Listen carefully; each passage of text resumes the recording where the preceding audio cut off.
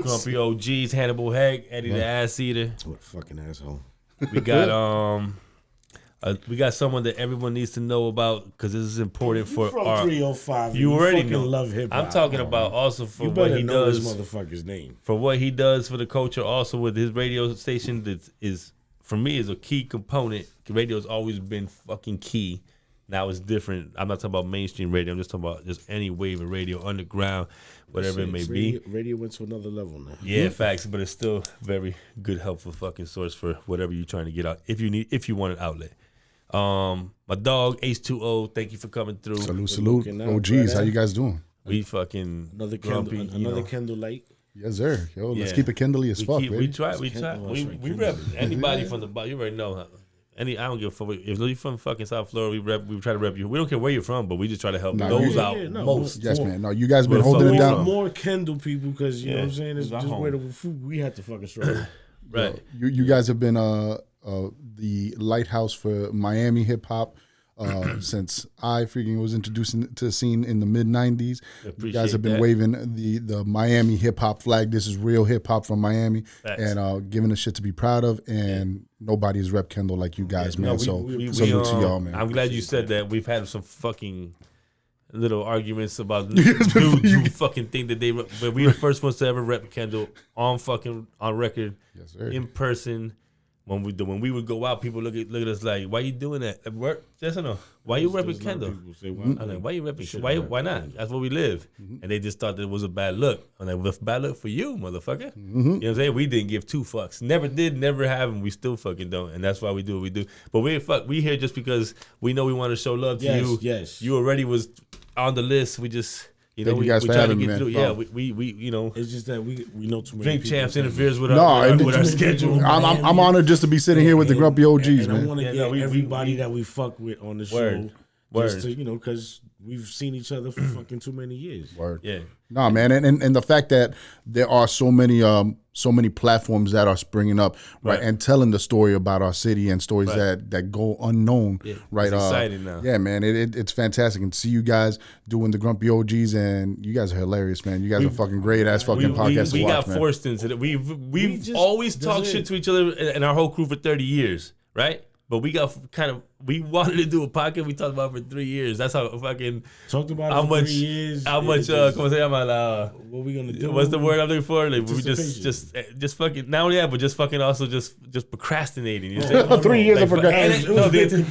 We were anticipating it, but we were procrastinating like a son of a. We were like, what the fuck are we gonna do? We kind of planned. We know it just took a while. We didn't, you know. And then we know we talk shit. Word. And then our dog said, "Yo, we want y'all to do it. We'll take care of everything. We'll do the editing for you." We're like, now we got no choice. They just got tired of hearing your shit. So they're like, "Yo, let's put them in a room together with microphones and put other motherfuckers in there with the mics and the cameras." We've been doing this shit for years. We bring the crew. It's just more shit. You know? Yeah, we've been doing this shit for years. This is our playtime. You know what I'm saying? Word. And I'm married. I get to get out of the house for like a couple hours. Yo, and where it don't smell like pizza and fucking garlic bread. This is facts. This is facts. Because my fucking whole life, dirty dough every my night. whole life is fucking mad dough, no money. You know Yo, what I'm saying? It's like, You come home motherfucker. dusty. Fuck you. Hey, Yo, put on some lotion in those fucking dough dust arms, yo. Yeah, no, it's not about the lotion. There's just the flour everywhere. It's the flour. I got baby skin, you know what I'm saying? So, but this ain't about me. That's crazy. I've seen you do a lot of like shows, freestyling. Hold on. Before we get into the shows and shit like that, what made you fuck with hip hop? What did you hear? Your first shit that like attracted you to hip hop? I mean, damn, if we're talking, what's the first thing that pulled me into hip hop? Fucking being a kid from the hood and getting cable for the first time. Right, your fucking mom finally hooks up with the dude who's got enough dough to fucking put some cable in the house, and the first thing the cable man says is, "Here, freaking little guy, you want to see the Disney Channel?" I'm like, "Oh shit, there's cartoons all the time and stuff." I'm fucking 11, and I'm like, "What else?" And keep on and land on the video jukebox and see fucking Heavy D and the Boys for the first time. Oh yeah, and fucking see the Pee Wee Herman and shit. I'm like, what the fuck is that? Yeah. And from there, I was like, yo, and how many times you picked up that phone? And man, all the time. Freaking, my mom used to hate me and stuff. I always tell people, but we had the power of at least calling in and freaking and ordering something until Cash Money came around and freaking every other song was Juvenile and stuff. They just fucking took over the fucking man. But even funny. Wait, how old are you? I'm 46 this year. Okay, so we're the same. Yeah. So we're the same era. before even the Cash Money or any of that story came about, what was running that TV was Luke, brother. 2 Live Crew. Man. All that that's shit, no lie. brother. That's where I saw all the fucking 2 Live Crew videos, yo. Me and my dogs would do the slime. I go over someone's house that wasn't really my friend. It was a friend of a friend. And I'll pick up that phone and 20 phone calls. 20 phone calls ordering Luke on his shit. Yeah, just to watch Pop That Pussy 20 times. Just put, 437. Oh man, that shit was fun. Yo, Hey We Want Some was crazy. Hey We Want Some Pussy was a record that my best friend owned, and we got invited to. We had friends in the neighborhood that were girls. These 2 sisters and their 2 cousins. You mean he had the vinyl? He had the vinyl and stuff. His pops bought him the vinyl and stuff. So I mean, yo, my shout out to my best friend Hector, man. He was the first one who put me on to Fat Boys. He was the first one to put me on to fucking L Cool J's fucking what was before Bad Radio. Right, was it? Don't go nowhere without my radio. Yeah, the album before Bad was the one. No, it could have been Radio. Yeah, Radio. That's the one that had the one that had the children, not the children's story. The one that was like a whole rhyme full of like Mother Goose rhymes and shit. Right. Okay. Children's Tales. And stuff. Children's Tales. Yeah. Freaking So if you can put me onto that, we learned the whole Beastie Boys License to Ill album from front to the back. It was the at that time we used to walk everywhere. It was the first album that we learned just from walking and stuff and just reciting the rhymes. And my man had freaking Hey We Want Some Pussy on Wax, and these girls they were called the girls, right? Huh? Little Havana, right there, freaking 12th Avenue, freaking 4th Street, hood, right? So we used to live in a complex and. We used to have some friends called the girls. We used to call them, the girls. Let's go hang out with the girls and stuff. And it was 2 sisters and Yanesi and Yanaida, right? Which were freaking shout out to Yanesi and Yanaida. They still live out here. Come on, go ahead, rock and roll. But and their moms are like, es tu cumpleaños, Yanesi, invita a un amigo de la cuadra. And she invites us in and stuff. And bro, my man's there like, I got some music for the party. I got some music for the party. And he puts on, thank God her mom didn't speak. I don't think she spoke Spanish because we were jumping on the couches, freaking all of us screaming. The girls like, hey, we want some funny as hell. You don't need to know English. Wow. Yo, right? You're like, what's this? Grandma's twerking. The one thing about that story, now looking back on it, man, it's crazy that I remember we didn't get kicked out of the house and stuff. Right after that, we freaking all sat around and ate pizza and fucking watched Dirty Dancing shit. Right after freaking dancing. Right after freaking right after we fucking playing Hey We Want Some Pussy and stuff. It was fucking chill as hell, dog. Yo, growing up in fucking Miami, those baby. Two go together. Yeah, man. Dirty Dancing. That's at the time of your life. Huh? Yo, man, fire as hell, yo. I love it. I love my younger kid days, man. It was just different. Plus, we were worry free. Yo, no bills. You just run the street nowadays, he can't speak about his youth. Well, yo, that's just freaking that's just sealed records. I don't know what he's talking about. No, you don't know what he's talking about. We know we already know his story. I say all the time. His story is horrible. Yeah, horrible. His parents had 2 houses in Queens. That they had a very good marriage. They live in Florida with a pool. He's had a pool 30 years, still don't know how to swim. Damn, like that, word, you know what I mean? Gigs, you never learn how to swim, The pool is 5 feet. I'm good. I can waddle around that bitch, baby. Thank God you're 5'3". Exactly, 5'4". 5'4". I go in there with the straw just in case. Right. 5'4". If a hurricane come, I can't go in there. What a fucking bad one. That shit lifts up a little and shit. No. Goes up a feet. So you would say that them first dudes that. Because I'm not going to compare your rapping style to any of those groups that you. But those are your influences regardless. No, that's what got me into rap, right? Because remember back then you were a rapper or you were a rocker. Well, what's your favorite era right now? Rap ever.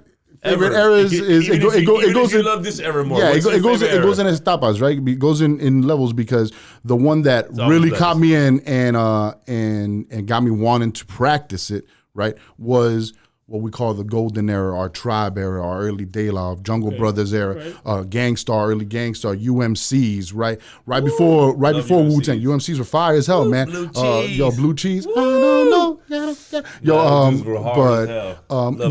But at that time it was real dope, man, especially for us because we grew up with the music where there was a lot of young cats practicing it, young cats that were going to high school, right? Okay. Even cats that were in junior high and stuff. Not talking about the crisscrosses, right? Not talking about afterwards a little Bow Wow and stuff, but we're talking about like the youngsters were fire, man. I don't know whatever happened to the youngsters. With so many artists that there's coverage of. Where are they now? Isn't that they saw money? Probably is what it is. They was young, and then they already saw the niggas already did it or getting there. They see the money coming in, so they're like, all right, well. If they doing that, I could do this and I could make some money. And you think they went the street way?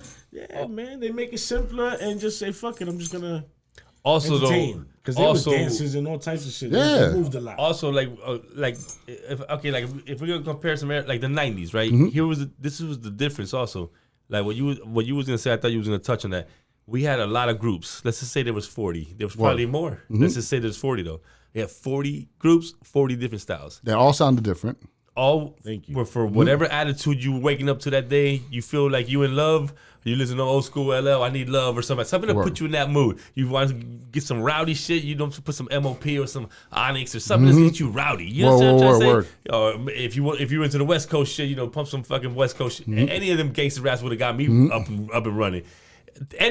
What I'm trying to say, you want some conscious shit, you put some comment. You understand that? There was different flavors for anything that you wanted to feel that day. And this is my only beef of what's happening in today's era is because there's 40 groups and there's 39 that sound the same. 37 that sound the same. Because I can give you 3 off the top that don't with the J. Coles and the Kendricks and them. We know that. We know that's because the industry whittled it down to these are the top things and you have to follow this formula. Yeah, this fucking prototype. And that's the whole thing. There's no more turning over records. Yeah, yo, all right, you done. All right, you done. It's just so easy. But our best explanation, or what Eddie's said before in the past, is to us. And there's no hate on it because I don't hate what they're doing. That's not necessarily hip hop. Y'all rapping in your music, but it's not really hip hop because there's not really an element of hip hop in that. In that formula, you can't call yourself. No, there ain't no culture in that and stuff. Yeah. Just because you buy what the latest trend of is, because you buy some Balenciaga and stuff or some Fendi now, so that's not hip hop now. Back in the days, now if you take a Fendi patch and you freaking lace that shit on a jacket or something, and you make something new out of something different, then now we're talking about something creative. You're adding a creative twist to it, right? But nowadays everybody's like, oh, we found the cheat code, we found the secret formula. Nowadays with the new era, what you're seeing even more is just that it's just what you said. It's a singles game. Just how much shit can we throw against the wall and see what sticks? It's gonna be forgotten about in a month and shit, and it's making this ADD generation. They want to know what's next. You know what I'm saying? Oh, that's a good song. Now what you got next? Yeah, it's like fuck. Can we dwell on this bitch for a week? Yeah, I can't even remember what's the name of the song. But I understand. I do understand that. Still getting jerked off the screen. But this is where the matter. Like you still ain't even making money. This is where the matter is with the new generation now. They need to think like. Man, why was the 90s so ill? It's not our fault we grew up in the best generation of hip-hop, of lyricism, actually. Because the 80s was ill, too. When hip-hop was a kid. 80s was, that's why I like the 80s, too. Because I was 6 years old breakdancing in the street. You know what I'm saying? And it's like, I'm in Chi-Town at that moment, but we didn't know we were doing hip-hop. You know what I'm saying? Word. Anything. Right. That was the way we acted, walked, dressed, we didn't know. It wasn't even called hip-hop at the moment. It was 82, 81. This is what I see. This is what I'm doing. I just like this. When it started coming off that, yo, this is all hip-hop, you're like, oh, well, yeah, I'm down with that. And yeah, I'm down with that. Yeah, so yeah, I'm hip-hop as fuck. Yeah. I grew up with all this shit. Yeah. This is what it is. Like, I'm going to say already mid-90s, it was like, okay, all right, this is what hip-hop is. Right. Word. It's different now. Because I think in the late 90s what it was, especially with the whole underground movement that came out at that time, it was motherfuckers reminding cats that, yo, they trying to turn us into this money generating machine and stuff, but remember where we came from. This came from a pure point, and that resonate. I don't know what happened, man. Now when we're talking about the new generation, the old generation, one thing that we're lucky with is that we grew up in that time where we could take an album home and listen to it for a month. Right, 2 months, and that shit. We soaked that shit up. More than that, right? you could read fucking the credits. There was the pictures. There was nothing. The album itself was a reason why I bought an experience. Exactly. The album cover when you're like going home on the bus. I like to read it as I listen to the album. Exactly. I'm following the lyrics weren't on there when we first, when we was younger. I know now they do that, but or not even wherever you can get them, but. I wasn't reading I'm reading the producer, who co-wrote it, like shit like that. You know, like that interests me more, not more, but as much as the song. Especially if I really like the song. But now it's like there's not even an album to look at. It's just a picture on your fucking goddamn car while you're driving. It's just a picture. It doesn't. And if they give you a freaking backside of the picture, man, freaking it's just mad quick, right? But you know what was one of my favorite liner notes, man? On the Roots albums, for one. They never named the songs 1, 2, 3, 4. They kept it on succession. Like right now, you pick up the Roots album and it says song number 96, 97, 98. Like they've kept them going throughout the first Roots album. So what? But if you take out the Roots liner notes and you read them at the end of every liner notes, they have the lyrics and shit, and then who produced and stuff, and then they give you a little glimpse into what happened in the recording of that shit. And like one of the songs on Do You Want More, they give credit to Rozelle, not beatboxing, but he's beating the beat on a pool table. Beat done on pool table, right? Beatboxing. Just that little fucking thing is dope. This person came in and played the fucking, the harmonica, the accordion on this song, right? Shit like that, you're like, and especially at that time, you're like, who the fuck plays an accordion on a hip hop song, right? So little shit like that, it gave you insight to it. I like that But info. one thing that I know all of us could relate to, right?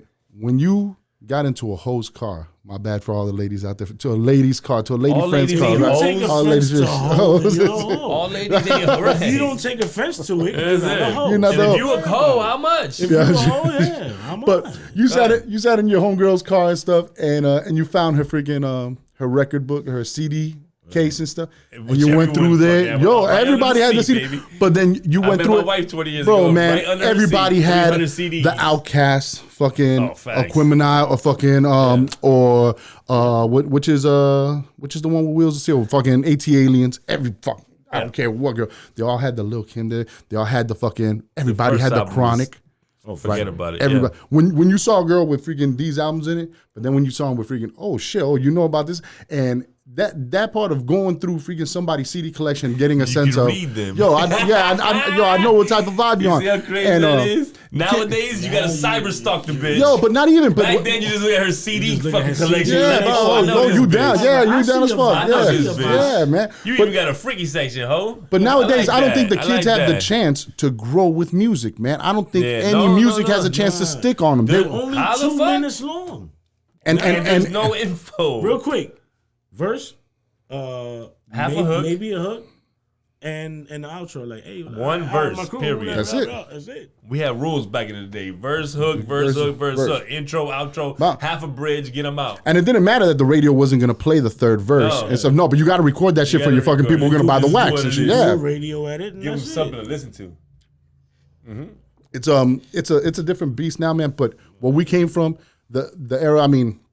A lot of people, like my kids, argue with me, and they're like, "Oh, you guys are older." No, man, we grew up, and the experiences that we have, man. My argument with all of that is that we said that to our parents back in the days, and we did. But we had, hip hop wasn't easy right to, because hip hop wasn't alive. It wasn't around, right? You dig? We grew up with hip hop, so now these kids can't say shit because at the end of the day, hold up, son, you call me old, whatever you want. Still ours. We know what the fuck hip hop is, man. You can't come and talk to me like that. Word. And you can't come show me and freaking try to defend your weak shit, right? With freaking exactly. Do you know? Like, do you even know where that comes from, bro? Do you even know where you fucking took that? You've seen that he asked a lot of artists if they say they're MCs. MCs. What's the 5 elements of hip hop? I know you know it. The 5 elements is MCing, DJing, graffiti, freaking breakdancing.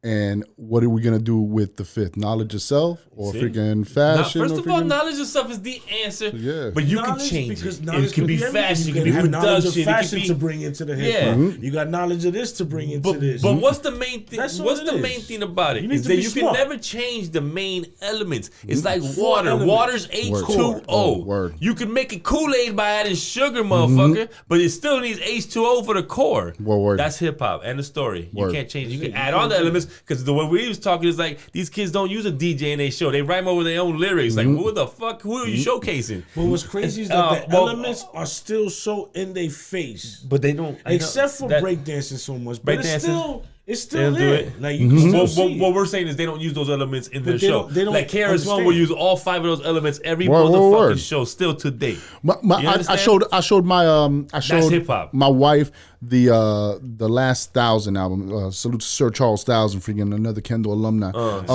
And she's listened to it, and he's got a track where DJ Proof is cutting on it and stuff. And she's like, "Oh, that's cool. That's old school." I'm there like, What's old school? She's like, "Oh, he's got like the DJ doing the scratching on it. That's cool." Cute. I'm there like, bro, are you fucking kidding me right now? I'm like, that shit makes that shit official as fuck. No, on vinyl stuff, but no, but DJ Proof is like an Aoki shit, one of them shits. It's all packed to see a DJ. To see a DJ, no, 500,000, the 500,000 people, but not even to see him scratching. No, he's right? way past and it, right. To see him touching some pads and freaking and adjusting a knob. Regardless of what it is. Get the fuck out of here, bro. $2 million. Yes, man. $2 million for that show. $2 million for that in shit. the South Bronx with the fucking electricity connected from the fucking light pole. Pushing 2 turntables that wasn't Technic 1200s. No, man. 2 turntables, whatever you had. Yep. Easy. They were with easy quarters belt on the drives. fucking heads. And they were still fucking doing all that right there. You just can't change the elements. So it is regardless what it where is. it went to EDM or whatever the fuck, the elements started hitting. You gotta have the that elements, form of doing whatever you do, whether it's touch buttons right now, because it's just technology. Look, it took me a fucking 3 hours to figure out this fucking camera. And we figured it out. Screen. But how many of us that came out of hip hop have learned how to use whatever we had to make that shit? Dog, fucking hip hop freaking had a dude following Kanye West around with a little freaking camera, right for all his career until now he put out one of the dopest documentaries, freaking, because just from, I got this camera, let me be out there. Dog, how many of the people who followed you guys around or the Cheeky and I forgot his name. I'm mad that I didn't do that shit. We had to I'm just back.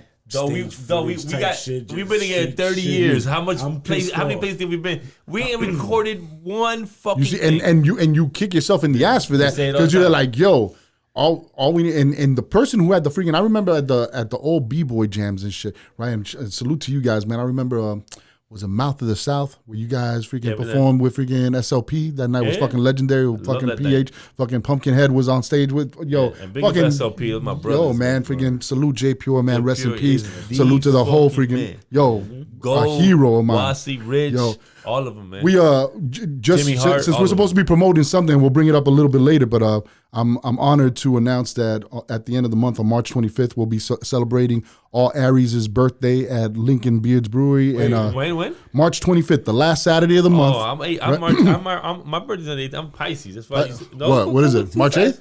18th. March 18th, right before. You're a cusp, dog. You're in the cusp. You figure. Oh, no. You're breaking rules for me. No. We're going to do a Pisces party. All right, it's going to be across the street from your party. It's going to be fly. But we're going to have the reunion of fucking Streetlight Poets in the fucking building, man, for that show. Yeah, man. We're going to have SLP. We're going to have. I saw them motherfuckers and tell me shit. I'm going to get on his ass. Well, actually, Jimmy Hart asked me to freaking come to you guys and say, stop fucking around with him. Let him on the fucking Grumpy OGs. He's dying to come and talk to you guys. Come on, dog. Just like I said. We know too many. Ask what happened. This was just 2 nights ago. I love him. He just harassed me. He came at me. He came at me at Salazar's. I bet he did. Yeah, I bet he did. And I said, and I turned around and go, why you hounding me? He goes, no, I'm not hounding. I go, I know you since you were 15 years old. You coming? We want SLP up in here. Those are my bros. I want the whole crew up in here. I told them that. So the funniest shit ever be, we're all 3 of us, freaking you guys, me, fucking Shorty was there. Jimmy Hart was there also for a B Dope's album release party that he did up in Broward. Right. Came out good too. Fire freaking event, really dope event. Fucking Mother Superior in the building, freaking fantastic night. That night, I guess I was talking to you and getting your number, right? And somehow, I don't know how it happened, but I was getting Jimmy Hart's number first, and I still had his number on my phone. And when I went and talked to you, I pulled out the phone and I saw the number was already there. I was drunk. I'm there like, oh, heckler, right? So like 3 weeks ago, I'm fucking texting Heckler. Yo, Heck, so I got the show coming up, man. We want to promote it. You think we could come on Grumpy OGs? And exactly I get a text back saying, yeah, let's do it. Let's go. Right? I'm like, all right, I just need the address. He's like, no, you tell me where you want to meet up. I'm like, no, don't you? I'm like, don't you have the studio? He's like, hold on, who you think you're calling right now? I'm like, this is Heckler, right? He's like, no, this is Jimmy Hart. I'm like, oh, he my must be God. really mad. My bad. You know how mad he was. That was This classic, motherfucker. dog. That's my brother. That's my brother. But yeah, I'm a fuck crazy. You on, brother. Like, we got him. It's just, you know. He knows. He was harassing me, but I'm going to let him ride. Well, definitely, freaking, now you guys have another reason to bring him on the show, man. They're going to be opening up freaking. I only need one reason. That's my bro forever. SOP are fucking legends in my book. I love those coming I love up, them dudes. I fucking got roasted by SLP so many times in fucking, because they were the OGs that were in the cypher fucking serving up fucking cats, man. Oh, you thought you rhymed out here? Yeah, dog. Fucking J Pure was fucking holding clinics, man. And Jigs Jimmy when he was. Oh yeah, dog. Fucking and Rich and Go and Watson, they all jump up in there. Yes, man. They No. Give a shit. KRS performed out here. I freaking write about it on the Fort Kendall track when KRS performed out at Hot Wheels and shit. And afterwards, we held a big ass cypher outside, and Jin was out there and. Friggin' fantastic fucking battle and stuff, and me and Serum going head to head with fucking Elohim, Jin, and fucking J Pure. Me and Serum fucking battled. Nobody recorded that? You see, once again, I think one of the So What kids have it because the B-boys always had freaking right. The B-boys always had their little cameras. They're like, yo, bomb. I'll sell this in 20 years. Yeah, straight up. Yeah, facts. But dog, we battled them outside of the Spit Kickers tour when Most Def Quali, fucking Bismarck he DJing, fucking Common, De La Soul, rest in peace, Dave, all came to the Broward BBC and shit. After that, breaking out and stuff, and right down the steps coming down, dog, freaking, we set it off, freaking, me and Serum versus fucking J Pure, fucking, I think Elohim was there, and Draz was out there. He was freaking rolling with them, bound huge circle around us and shit. Anytime that we were in freaking public together, we were always at because they were those type of cats, man, and we were those type of cats too. We were hungry for it and shit, and just to be able to fucking be under it's street tutelage, right? Because it's not like they took me under their wing or anything. I wasn't part of the crew and stuff, but especially, and that's what's beautiful about this culture and about our culture, that you learn from that. That's what was dope when we were coming up, man. You practice an art, you practice an element, then you learn from taking your lumps. You get in a battle and stuff and you fucking lose. You step in a cypher, you get smoked and shit. You fucking get buffed, go out and fucking throw up another one and shit, right? Fucking, you go out and you're DJing and the fucking sound fucks up. Well, now I know I gotta fucking come better prepared next time or fucking bomb. And you learn how to grow in your fucking craft, man. Without that, if everybody's always freaking patting you in the back and giving you likes for the fucking bullshit you put up on SoundCloud, you don't grow. You don't grow. There is no tutelage. That's why, you know, but like, we talk about that outside, a bunch of yes men. You don't need those dudes in your crew. I take offense when the people like, you too old. You don't understand, motherfucker. You talk about hip hop. No, hip hop is a subject that you know more about with age. You can't say you're too old to understand hip hop. No, you're too young to understand hip hop, motherfucker. This is where the fuck hip hop just made 50 years right now. Hip hop. Yeah. When we was young, what our parents were saying. That music. That shit ain't never gonna last. That's all. Everybody's. I remember first time I wrote a rhyme, 12, 13. Later, my mom was like, "That's people's careers." There's a lot of people from just record labels. People got jobs. How many people? Off of like hip hop, just off of hip hop. I tell my son every time that we go to a big concert, I'm there like, don't look so much at the main guy on stage, right? He's one guy who's got the fucking probably the hardest job because he's got to make sure he's got a voice tomorrow for the next city, and then he's got to wake up mad early to go do a fucking interview at some radio station. He's always running back and forth. And he's got to make sure he's not doing anything to get canceled and all this shit, right? But look at all those motherfuckers eating down there, working, right? Setting up that stage, that sound, that video work. There's a fucking lady back there freaking doing costumes, doing fucking. Everybody's making paper off of this shit. There's a lot of heads. That's the dope shit. Where after we was hearing That's not gonna go nowhere. Even people that did rock, the heavy metal. You can't turn on your TV today without seeing a little white boy rapping on a fucking Tide commercial or something. No, it's done. Doesn't matter what type of commercial someone's rapping in. And then you got the like fuck, hip hop made it. The you know what I'm saying? Hip hop is rapper, worldwide. Eminem. What? Eminem. Like I'm just saying, you see, with white, like. But he is nasty. He brought that shit to that level. You say, listen, we can do it. Yo, but once again, man, I don't get into the whole because he's white argument or anything, man. Because I just know it because the white man always got some beef. We throwing this shit at you. Mm-hmm. You got a dope fucking white kid that just learned our music. Word. And killing it. Word. But learned it to the point. But that, once again, right? That motherfucker didn't come up in that motherfucker wasn't be rad and shit in fucking right. Yeah, that motherfucker came up in Detroit, fucking dog getting fucking jumped because he was white. Example of what best example of kind of what we're talking about. I'm listening to Snow on the Drink Champs interview. Snow grew up in Canada. I just didn't know any of this. He grew up in Canada in a project in a real poor area where it was like 80% Jamaicans. This is why he got that influence. People were not giving him the chance when he first came out. Oh, he's white. He's doing reggae. Mm-hmm. That's not authentic. I kind of felt like that. You understand? Mm-hmm. And when I watched that interview, I'm like, wow. Like I can see now where he comes from. I can see his culture, why he does what he does. And it gives me, I got a lot more respect for the dude. Word. When he first came out, I was like, what's this white boy? Yeah, and the dude was like, I never wanted to be. The dude said, I never wanted to sing. I didn't want to do this. I wanted to be a criminal. His whole family is in the mob background. Like they're Irish. They're all fucking criminals. And that's what he wanted to do. He's like, I just wanted to be a criminal. And he was good at it. But MC Shan put him on, okay? What? Yeah, you gotta watch this shit. Oh shit, crazy. Right now you were saying, they talked to Snow. I'm there like they interviewed Snow, fucking informed Snow, yeah. Shan. This is Shan. Brought Shan there because that's like his brother, literally like his brother. Not when I say Eddie's my brother, we've been in 30 years. Like they save each other's lives pretty much. You gotta watch. I don't even want to tell you no more. Watch Drink Champs MC Shan interview off the fucking chain. I learned some new shit about Snow, and I got a newfound respect for this dude. And where he came from is illmatic, dog. Straight gangster shit. It doesn't matter. You come from, but you would never know. This is what I'm trying to tell you.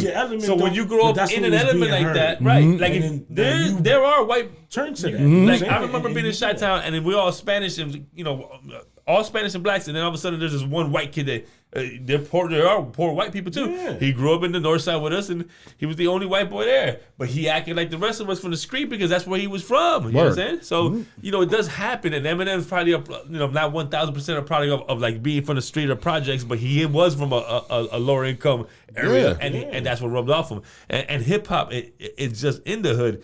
You're gonna love that music. You're gonna like that culture, and it's gonna rub off you. You know what I'm saying? So I understand, but there ain't too many Eminems out this motherfucker. Okay, not too many Eminems. Hip hop's like you guys seen the new Chris Rock stand up that he just dropped on Netflix? No, we know he picked the Drink Chance on that. Oh, did he? Oh, so blow on fucking Netflix. On the whole Will Smith smackdown. Yeah, Drink Chance called Will Smith a bitch. Everyone calls him a bitch, and he hit me. I haven't gotten all the way to the end. That's why I fucking haven't. I haven't even watched it. I just know that clip, but it's on Netflix, right? Yeah, it just came out on Netflix and shit. I think it was like he was performing it live over the weekend, and they didn't let you fucking play it. What's funny though is I just saw the commercial before we came out here, and LA Times, I think it was, or one of those Tribune, whatever, said he had good reviews, and that review said it was boring and he was disrespectful, calling Will Smith's wife a bitch. In this one, he calls her a bitch. Oh, word? Oh, I can't wait to get to this. Oh, yeah, you gotta fucking check it out. No, what I was gonna bring up is 30 more of these little fucking sippy beers. I'm gonna watch. All I need is this bucket of sippy beers and we're good. Sippy beers to get you fucked up. Yo, they fucking that's just doing the job, dog. But he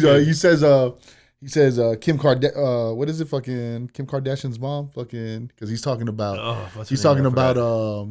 Meghan Markle and fucking how she's like, oh, they were so racist against me. They wanted to know if the baby was gonna be brown or not, right?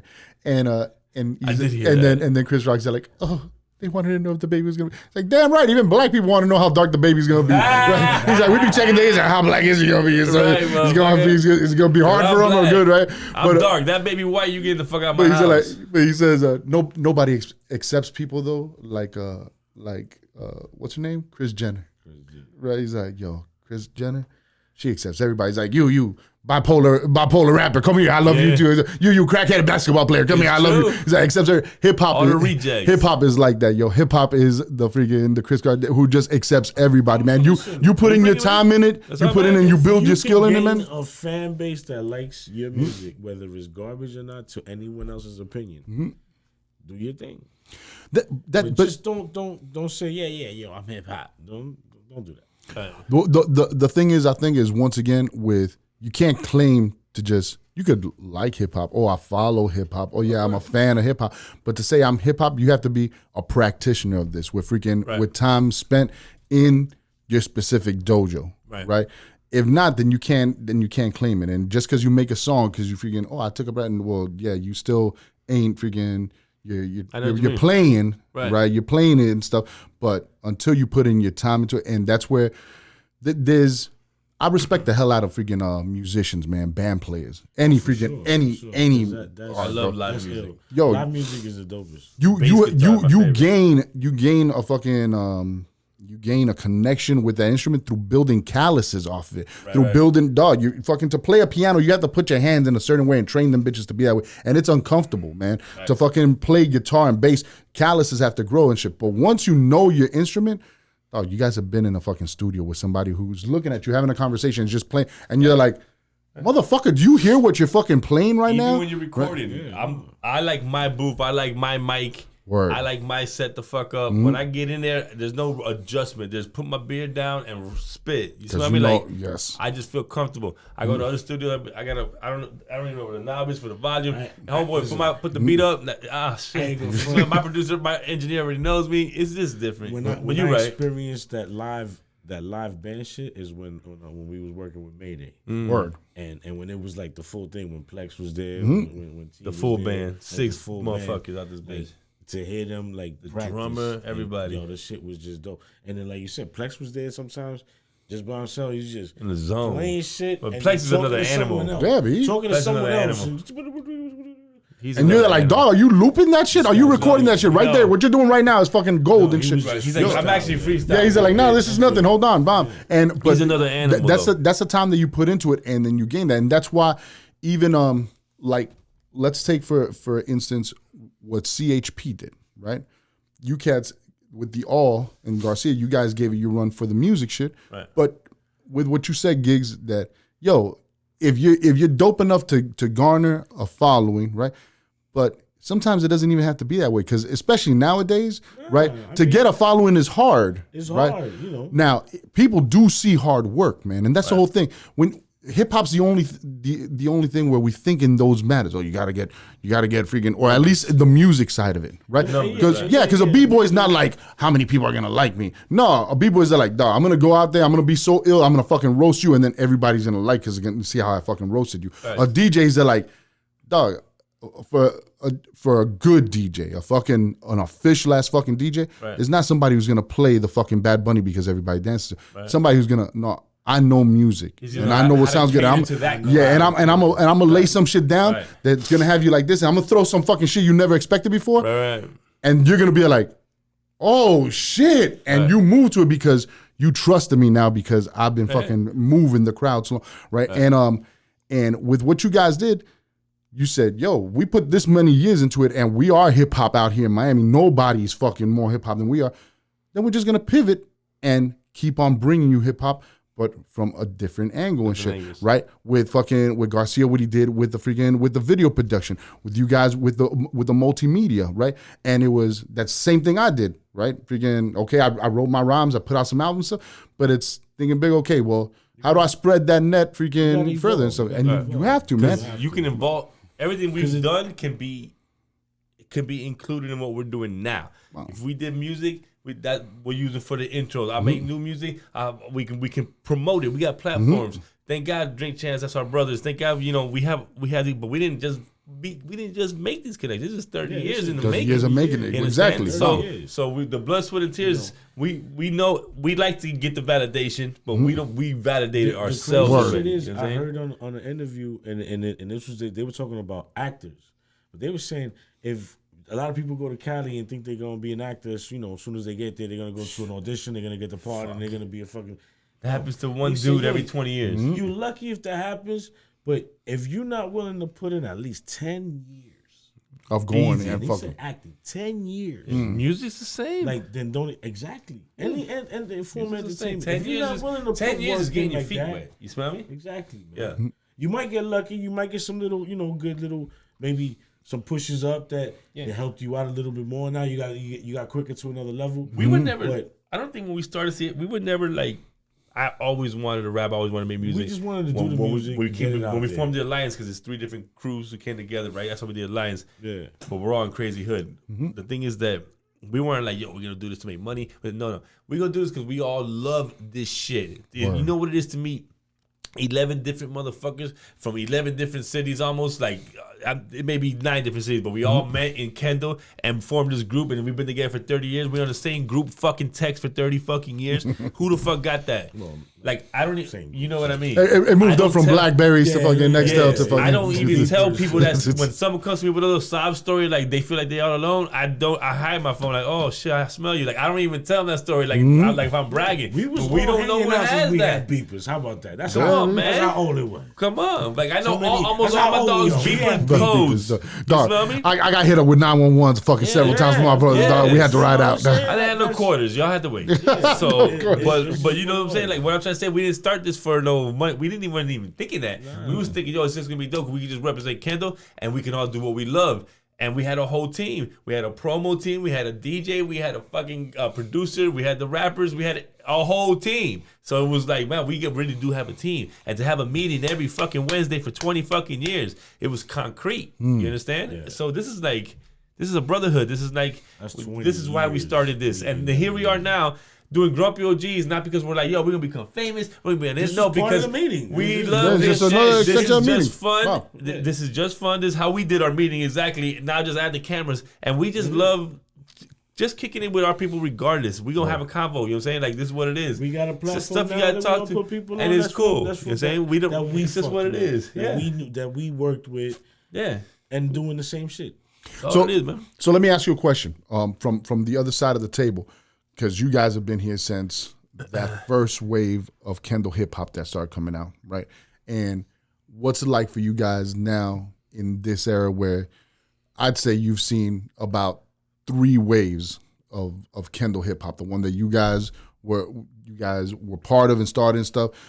Then the wave that came after you with the Soul What's, the Pro Fresh, the Common Grounds and stuff, right. And now. We got this resurgence coming out. How are you guys liking it and stuff? I think it's dope. At the end of the day, rep where you from. If you love what you do and you make good music at the end of the day, even better. Wow. I think that in all the time that we've been repping CHP, like it's 50 years for hip hop. It's 30 years for CHP. So we've been together. This is our 30th anniversary, which we're super happy and proud of that. Trust me. But I feel that the best time, not best time party wise, representation wise, I think our city has got more rep in this little last generation more than ever. You understand? Like Kendall has been talked about a lot more. A lot more people from Kendall are rapping or producing or doing something to set their mark, and I love it. Like, it's like, yo, Kendall, you see Kendall everywhere. Fucking A-Rod freaking, no, was it A-Rod? A-Rod freaking saying, I grew up in the hood of Kendall and stuff. I love it. And everybody freaking. So funny. Straight up, man. This is a hood, it's just not a project. We wasn't. This is a hood. It's not the ghetto, it's a hood, though. It's our hood. We in the hood, though. Yeah. We had our. A little nicer. You couldn't go by 152 and just walk. Nah, man, nah. We Take had our your little ass to the, I mean, listen, 152 between Kendall and Sunset. That shit was fucking dog. That's it what was on fire. The cops call it the red zone for a reason. When the cops is watching that one square, it's for a reason. All the crime that's happening in Kendall is in that section, or the motherfuckers doing the crime are living in that section. I explained it to a dude from Canada. He was interviewing me, and they're like, I'm from Kendall, man. It's the suburbs out west and shit. And anybody else you freaking ask, this is freaking mad rich houses, but there's a little pocket. And if you notice, that little pocket is where freaking all the apartments are. and it's because all those motherfuckers who bought those condos said, let me go Section 8 with it. And it brought in a lot of people from the freaking inner cities, a lot of transplants from New York and shit. Exactly yes, man. It was. Everyone by the time moved to that section. Yeah. It's a huge Spanish area also, so they all flocked there. Like it was for a lot of reasons people flocked there. Mostly it was a cheaper area also in Kendall. Beautiful ladies. I love that. 152 is my spot. We were there for years. Whatever mommy's was Bradley Park. I mean, we hustled out of every every building out there. I moved over to the K in '96, right from Little Havana. I went to fucking. I did my. See, bomb. So I did my. After the Cocaine Cowboys left in 84, 85, they moved the end shit. Shoot. Nah, I was down in Little Havana, my freshman and first 10th grade year. What is that, sophomore, right? Yeah. Fucking, I did in Miami High.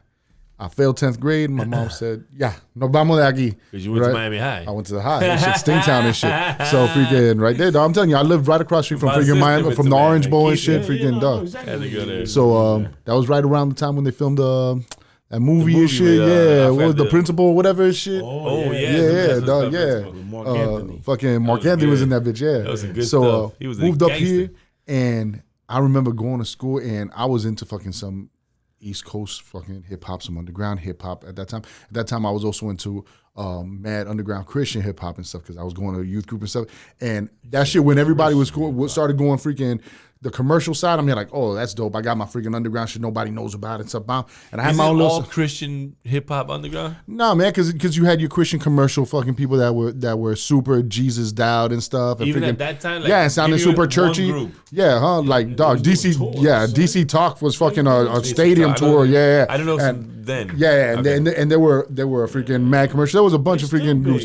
Yeah, well, like the main guy, freaking Toby Mac is freaking huge. He's like the Michael Jackson of them, like the Bruno Mars. Those names. Yeah. I'm wondering how many, But the underground groups like freaking LPG, those cats came up in Project Blowed with Freestyle Fellowship and shit, right? Freaking Future Shock, freaking the Boogie Monsters, a lot of people don't know, were a freaking Seventh-day Adventist group, a Christian group and shit that just they landed a record deal and stuff. But on their second album, the God Sound album, I opened up for them at a Christian freaking hip hop conference and stuff. It was real mad dope. I got them on an album and stuff, Vex of Vortex.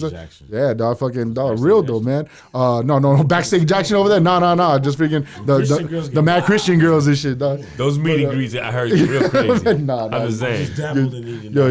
I'm Christian in front of the curtain. In front of the curtain. Behind this, it's a whole different story. I'm me.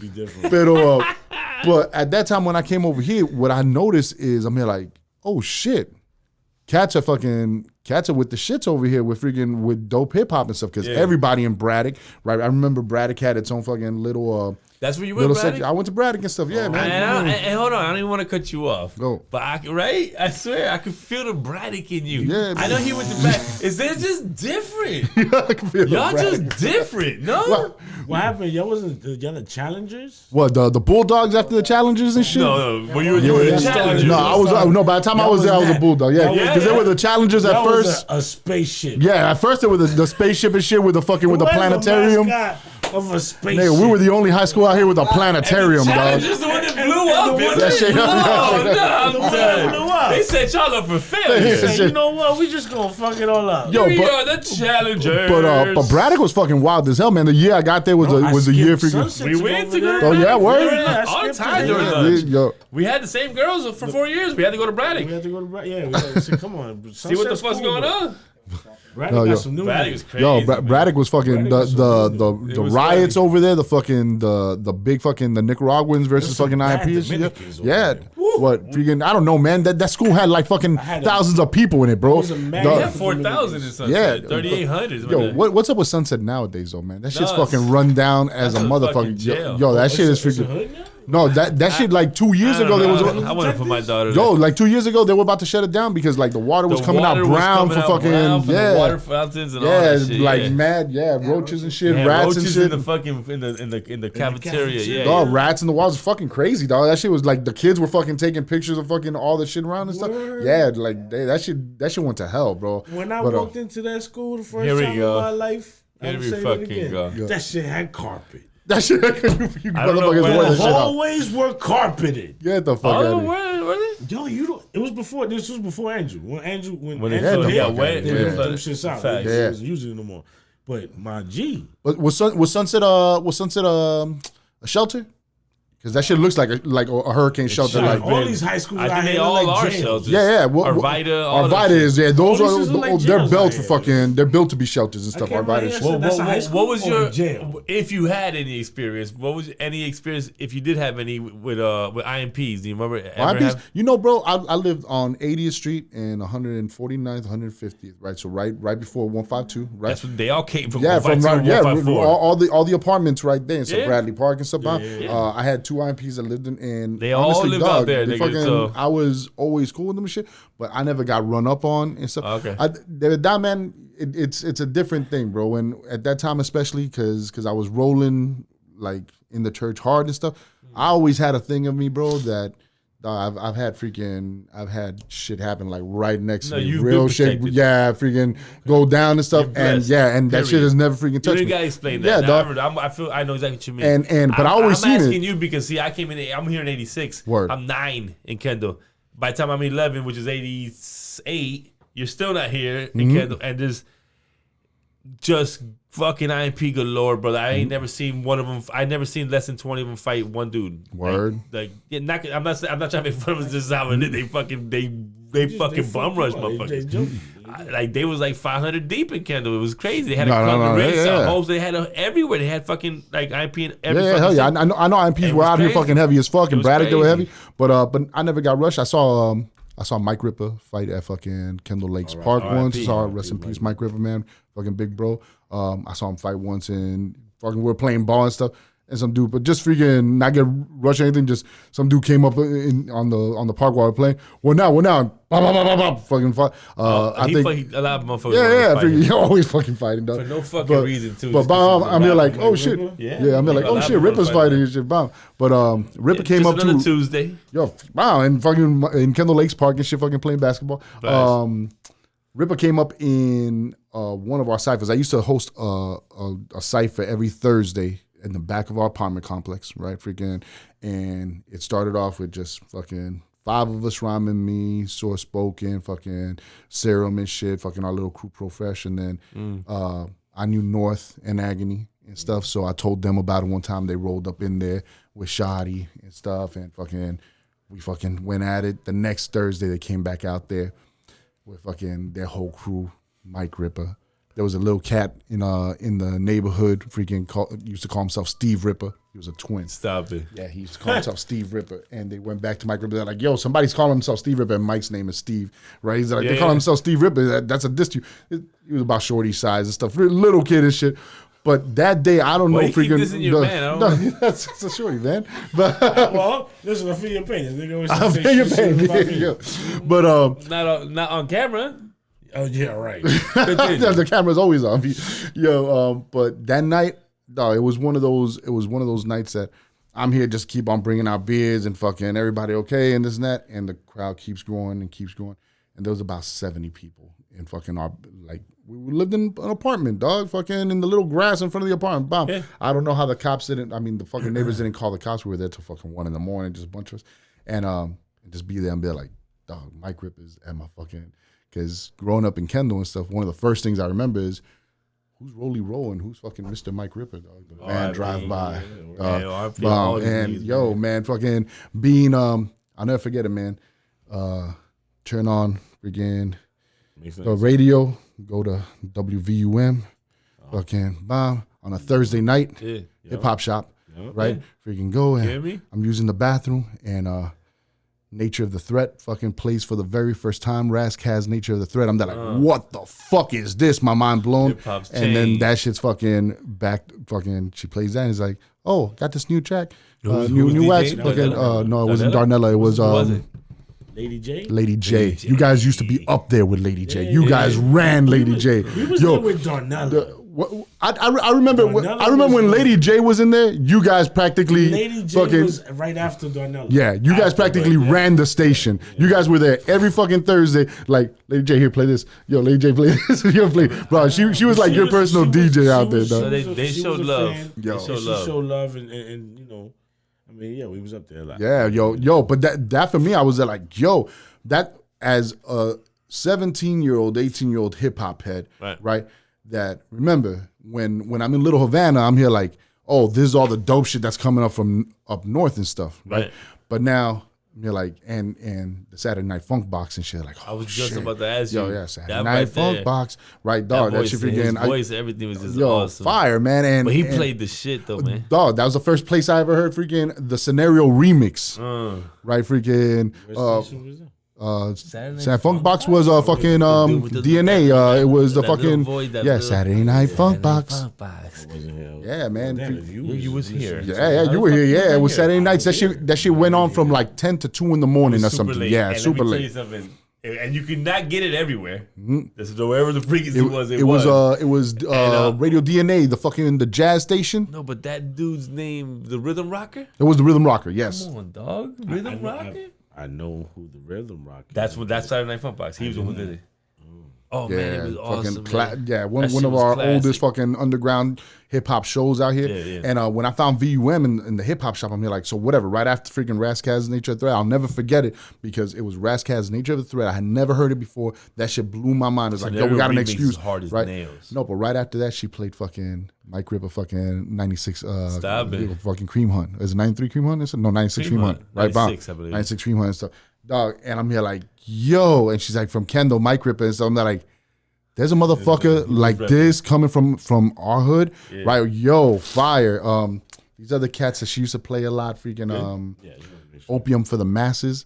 I always ask motherfuckers from Kendall who was Opium for the Masses. Nobody knows these cats. I never heard of them. Dum dum dum dum dum Bahabantis dum dum dum. Walk with the bitch on my block. Bahabantis. The Bahabantis promotion. Yo, rest in peace. I'm out of yo. Freaking, that's my brother, man. Fucking. But is that part of it? No, Bahabantis was just a song that they came out, and that it was at the same time that you guys were talking. We'll work on that later. Fucking real classic. Fucking. It was 4 cats from Kendall called Opium for the Masses and shit. Yeah. Fire as fuck, man. And then the all shit. You know them dudes? No, man. I would hear them on the radio. I'm here like, yo, those were the first cats from freaking Kendall. You guys, Opium for the Masses, Mike Ripper, right? Freaking everybody who I've asked that freaking has always come up with freaking like, yo, who's that? The other question I can't get answered, right, is who put out? Was it a DVD or a tape that was going out around early mid '90s that had freaking Garcia in a house in Kendall, all you cats in a fucking like at a kitchen in Kendall talking. Another scene with Mike Ripper by a couch, and it's fucking J Pure, and I think it's fucking Jigs.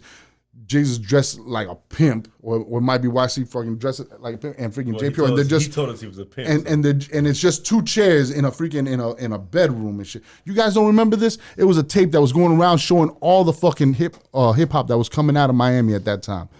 And I could have sworn that you gave me a copy in fucking South Beach. That's where I got it from. We had. Yeah, that was freaking back when he was fucking Severe Gambit and shit. Yeah, exactly. We did a mixtape that had a DVD in it, but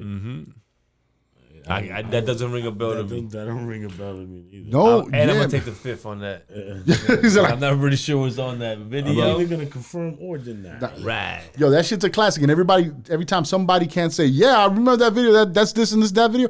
I fucking feel like I've been Mandela affected, dog. That's crazy. Like I have a piece of fucking of history in my memory that doesn't really exist, dog. It did, but they wiped it out of everything, even the internet. Right? That's it, dog. Everybody else has fucking forgotten about it except me, dog. Just got wiped out, and you still got the.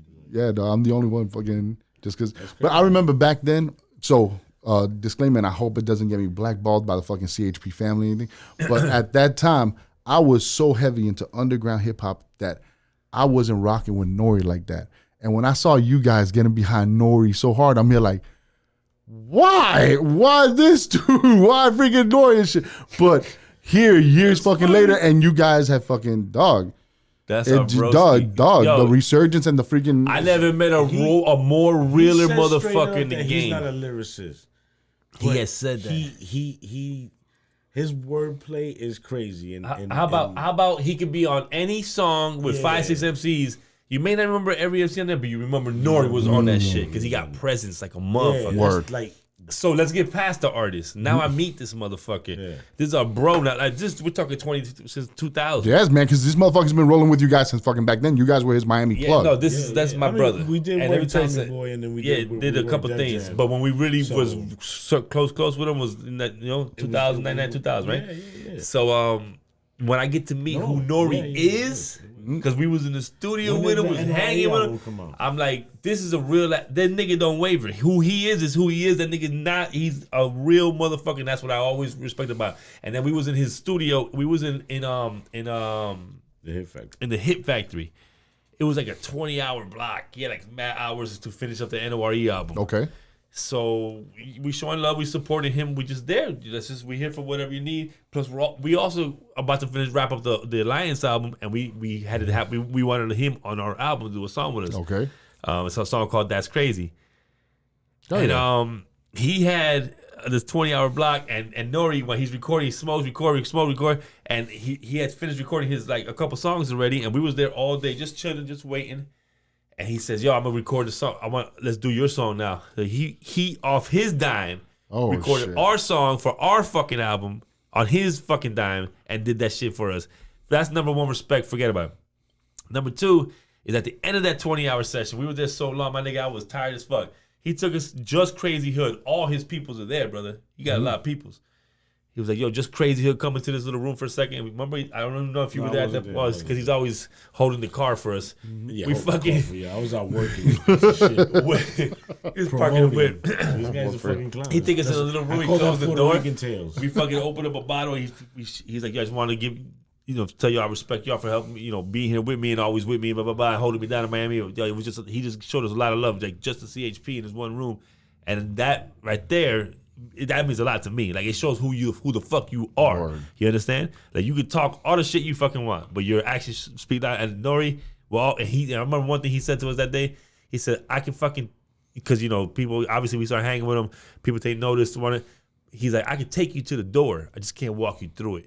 I respect the fuck out that. You smell me? So I got to big up Nori for that. It's a real nigga. Man. Always has been. So like, when it comes to, like you're talking about like why this dude, when it comes to music, why but he's just one of the realest niggas I ever met ever. And Pone is disgusting. Oh no, come on. CNN for me is top 2 duo group in my life. They worked together like it was dope. The differences made it. That's what made it dope. That's what made it dope. Word. He's missing what Paul missing. Paul missing what Nori missing. Word. And that's what fulfilled that for me. Like just, when Nori put out, and the only reason why he did is because Paul got locked up again. It would have been a straight another CNN album. I mean, War Report 2 was ridiculous. Nah, but 1 and 2. No, for sure. But what I'm saying is, it would have been. I loved it. They would have loved my poem, right next to it. Facts. Not that Nori went on his own just because he had to. Yeah. And he. It could have been maybe for the better because he got with platinum on his shit. Became a super duper star, and he is who he is. And that's the thing, man. That when I was seeing that, once again, I'm seeing it as the young teenage hip hop fan. Right. Listening to his radio and listening to these cats and swearing my opinion means fucking jack shit. Right. I told Garcia one time that, like, I heard you on freaking VUM once, and I called up the station. I said, "Yo, I want to battle Garcia." Yeah. And you picked up the phone. You're like, "What's up then?" And I hung up the phone and stuff. Because once again, being the fan, the guy on the typewriter, the fucking guy on this side, and not knowing the shit that's going on, man, it's not fucking easy to get to the point where you're there fucking with your record in hand to give it to a fucking DJ, making those moves, right? And the whole thing is that you guys went from a making music standpoint, just like everybody was trying to make music, but you went into the business side of, nah, let's bring down artists. No, when artists are down here, we're the ones that they touch down with and we taking care of it. Right? You guys were on the fucking, you guys were Miami's fucking hip hop street team, right? All the posters that we saw everywhere that was on some fucking hip hop shit. There was a lot. Off the Hook had a good part. There was a couple dudes there. Quite a few street teams, but yes, we was definitely part. He was out there. And seeing that business side of it, man, that was something that always, like, now growing up and stuff, and growing up with fucking Pitt and from the same scene as him, and when we saw him start blowing up and stuff and start going out the route of more radio friendly and stuff. For me, being the MC purist and the lyricist purist, right. It was fucking it was so easy for me to be there like, oh, this motherfucker selling that. But bro, that's the whole thing. Now that I do the radio side of it, right? I'm here like, You gotta know how to fucking move. And that man, if he hasn't fucking been, dog, just somebody who's known freaking how to take advice, how to freaking translate it. In our studio, I got 3 songs with Pitbull. Was you with us when we went to the Just Those mixtape? Hell yeah. He performed there. Well, we was going fucking crazy. We was the only Miami motherfuckers in there. Just Those mixtape. He killed that shit too, man. He cut the music off, did a fucking acapella. He came on and did everybody though. It was like this. It was like this. We're the one. We were like, yeah. No, you know it's Miami. We had to rap. But dog, I thought he kind of killed it. And I'm not, trust me, I'm not the one who tell you the piss of lyrical ass nigga. I thought he killed it at that motherfucking show. Saying, from and they were just giving his. Because he went through his fucking. He did his. Yeah. He went through his shit. Yeah. No. Getting jerked and shit and fucking paying his dues. Yeah, man. Where he's at now, he deserves every single. Right when he was in the process of that blowing up, this dude humble enough to come to our studio by himself. Exactly. By himself. We flowing just me and him and Garcia. We did like 2 songs together with Garcia. I've done another song with him with Nori, like me, him, and Nori. I got 3 joints. I got 3 joints with Pitt. And I'm not showing off about that. I'm saying like we know him on a personal. We know him on a personal level. You smell me? And the dude was extra humble. Came in, did the shit hours, just working, was hanging with us. You know what I'm saying? After we was just drinking, telling some stories, like some shit that we can't even talk about. But he is a real dude. Yeah. And he found his niche. I'm super proud of him. And going that commercial route is the best thing he could have ever done for his fucking life. No, exactly. Because, and the thing is, he went through the trenches. He did definitely. So to be where he's at, like he deserves it because he was there when motherfuckers didn't believe in him. Facts. God did. Oh shit, man. Dude, he knew what he was doing. He came to EFN 5 times with a song to be on the mixtape. 4 times he said no. On the 5th time, this ain't that bad. We put it on. Yeah. Well, that's called persistence. Like EFN likes to say, polite persistence. And that's what he did, and that's another reason why he's on and pops, because he is persistent. He's a hustler, he's a worker. And that's why you see that that goes back to like when you said why Nori. Some people be like, oh, why Pitt? Because I like hustlers. He may not be the best spitter, but he is a hell of an entertainer, and he is a hell of a hustler, and I can respect the fuck out of that. You smell me? Yeah, I don't know Rakim personally. I don't know fucking Big Daddy, my favorite. I don't know these dudes personally. Gotcha. But I get to meet someone who has a craft, and I'm gonna say like MC Shan said it best when I heard him the other day. Why you gotta keep comparing who the best is? We all the best. You the best. You the great. Everyone's great. We just got different styles. It's just what it is, and that's the realest answer I ever heard.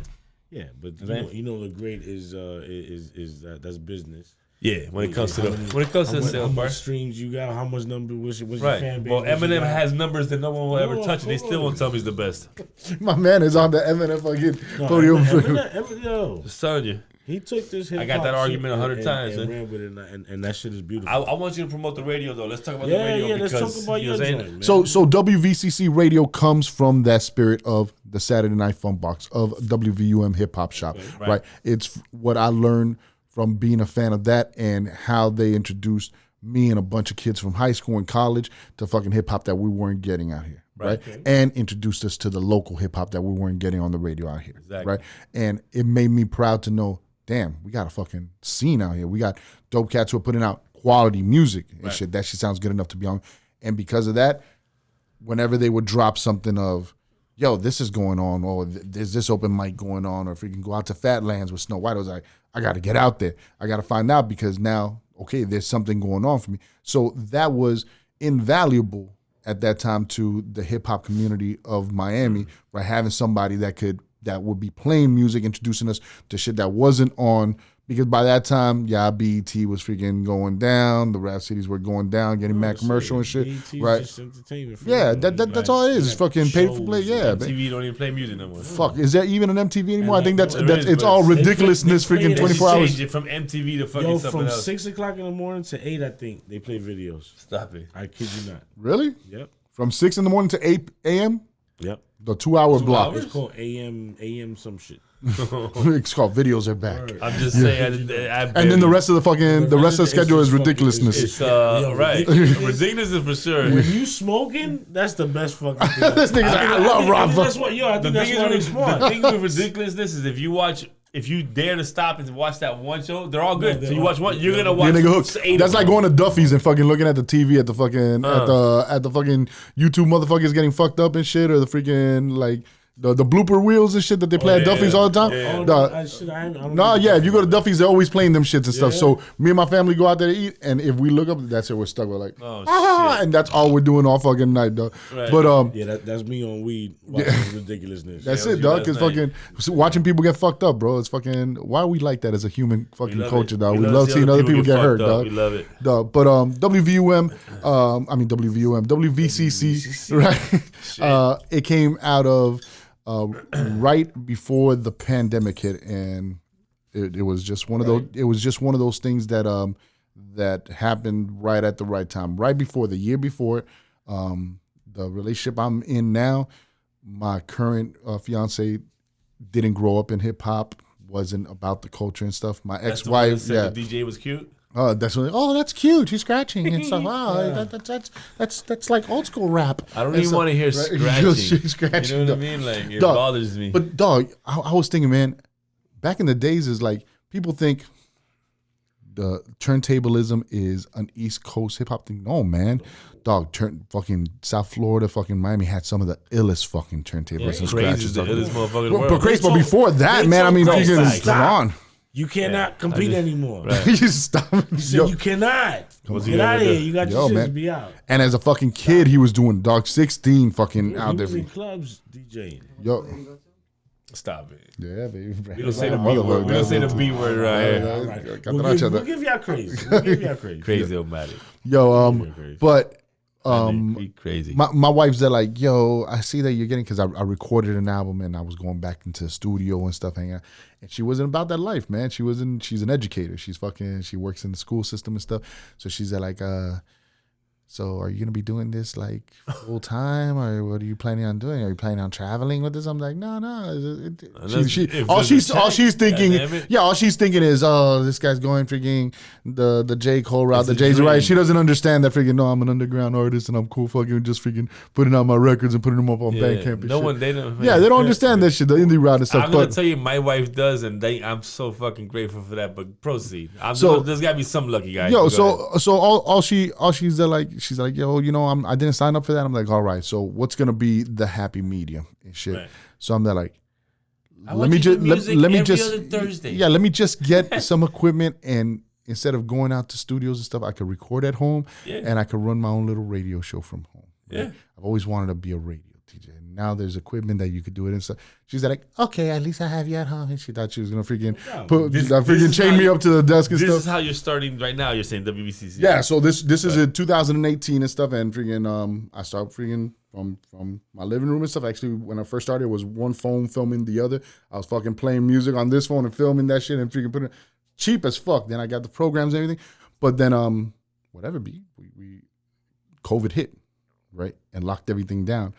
And everybody's there like, could have been a good shit for the radio. That was great for me. Yeah, my numbers went through the fucking roof. Everybody's there like, yo, they just doing something on fucking Tuesdays and Thursdays, and everybody was there. And then I started getting hit up by publicists saying, yo, you want the music directly and stuff, instead of freaking going and getting it from these other sites and stuff, I'll send it directly to you. And hey, we got this artist that freaking is looking for somewhere to get interviewed. And my first interview was with Che Noir, right, from 38 Special's fucking Trust gang freaking label. I've interviewed some of my heroes, fucking Wordsworth, fucking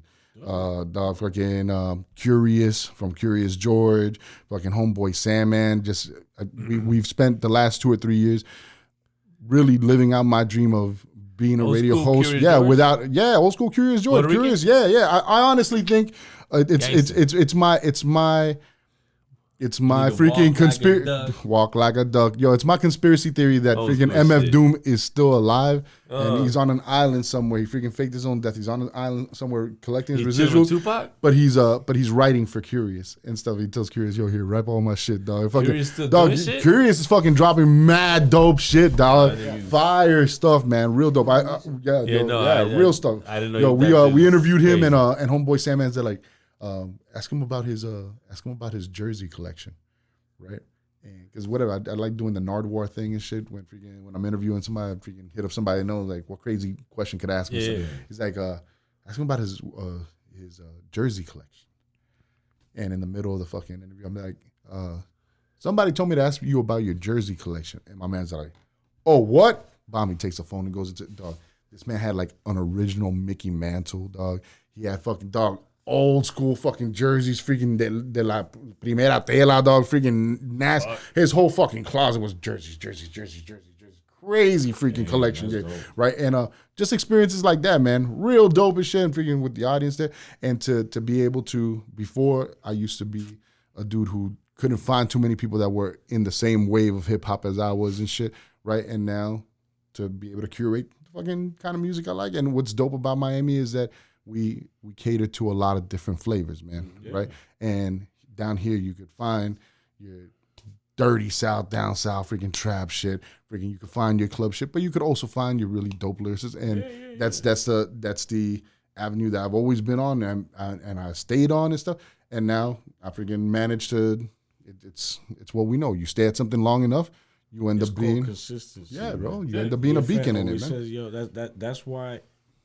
At the end of the day, CHP is at where we at. It's because he stayed consistent on everything that he asked us to get done and do, and his, like, he's just the beast at that. And that was, he always said, consistency is the key. Just keep doing it. Something gonna give. Something gonna come out. Guaranteed. And if nothing, like, whatever, be like, my wife is in awe. She's like, I don't understand how so many people trust you freaking pushing their records or doing their album release parties and doing freaking bringing down artists and stuff. But every time you do something, people show up and show out. And for me, a lot of times we're freaking surprised too. We're working our ass off to the fucking day of the event. We're like, okay, a ver qué pasa and stuff. But when people start coming out and you see that, yo, sometimes all you have to do is show up. Show up and put in the work, man. Right? And if you're doing that, maybe it might not be the big break that somebody sees, but you're building something. You're building freaking your own house. Your pizzeria might never be the fucking, Miami's best or Hollywood's best pizzeria, or this and that. I went to freaking St. Augustine's second best pizzeria, and that shit fucking sucked, right? I know exactly what you're talking about. The one fucking on the fucking strip and stuff. But you can say, I fucking held down my business and put in the work for 15 years, and there's family that come here every Friday and love my fucking pizza and stuff. Right. And that's the whole thing, man, that in hip hop, we are so wrapped up in it. And I think our kids are now getting that image of, no, if you're not somebody super popular like that, then you're nobody. And nah, man, it doesn't have to be that. It changed. Everything changed, man. Man. The internet changed all that shit. But they don't know the grind of it, where you got lucky. Let's say if you got signed to any local label out here. Right. Like a Slip and Slide or Luke Records or some shit like that. But other than that, you had to drive to New York or LA.